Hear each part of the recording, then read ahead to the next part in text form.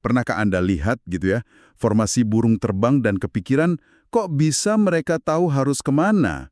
Ribuan kilometer loh, tanpa peta, tanpa kompas.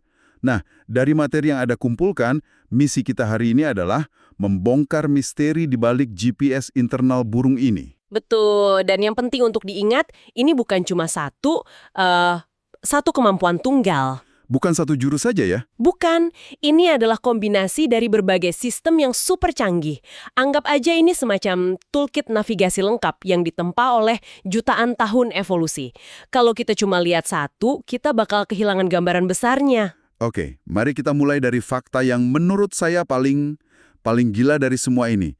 Kita sering bilang GPS internal itu kan kiasan ya, tapi ternyata ini hampir harfiah.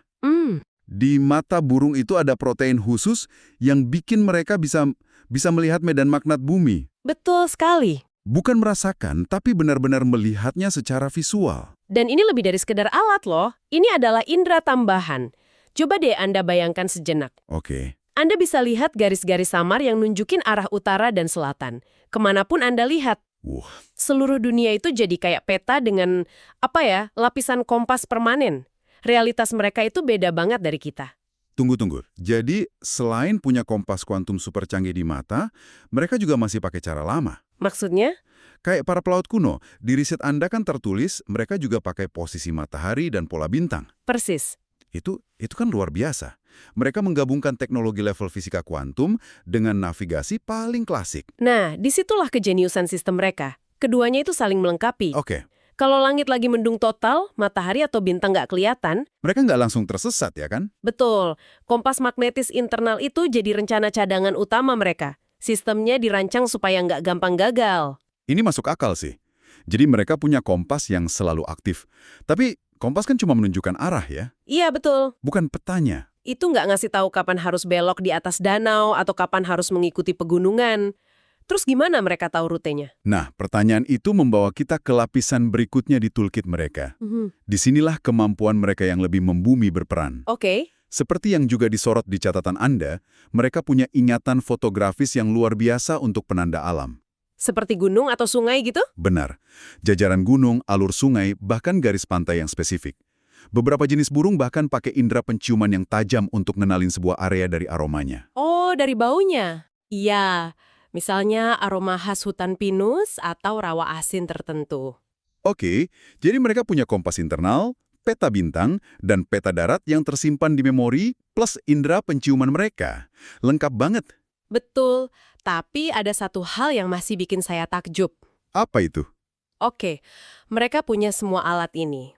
Tapi gimana seekor burung muda yang baru netas di Kanada, yang belum pernah ke Amerika Selatan, bisa tahu persis rute mana yang harus diambil? Iya juga ya. Rute yang berliku-liku ribuan kilometer. Rasanya mustahil semua detail peta itu udah terprogram di dalam gen mereka. Nah, pertanyaan Anda itu pas banget menuju ke poin terakhir dan mungkin yang paling penting dari semua ini. Mereka nggak sendirian. Maksudnya? Ternyata ada faktor sekolah terbang. Burung-burung muda yang belum pengalaman ini nggak berangkat sendiri. Oh, oke. Mereka terbang dalam formasi, ngikutin para senior yang lebih tua, dan udah bolak-balik lewat rute itu. Ini transfer pengetahuan antar generasi secara langsung. Jadi, jika kita hubungkan semua kepingan puzzle ini, gambaran besarnya jadi jelas. Kemampuan navigasi burung itu perpaduan sempurna antara bakat alami dan bimbingan sosial. Perangkat keras dan perangkat lunaknya gitu ya.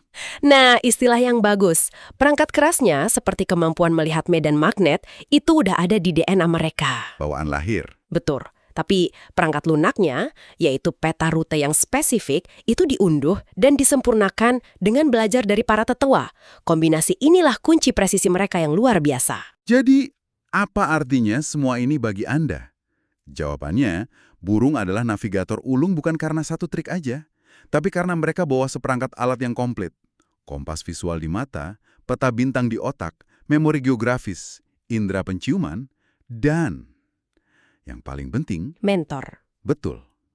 Mereka punya mentor yang membimbing perjalanan pertama mereka. Dan ini membawa kita pada satu pemikiran penutup yang mungkin bisa Anda renungkan. Silakan. Mengingat betapa rumit dan bergantungnya sistem ini pada isyarat alam yang halus, coba deh kita bayangkan dampaknya saat manusia mengubah lingkungan.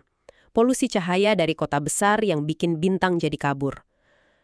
Atau pembangunan masif yang mengubah total garis pantai dan aroma alami sebuah tempat. Wah, iya. Kita mungkin tanpa sadar sedang mengacak-acak peta kuno yang telah mereka andalkan selama ribuan tahun.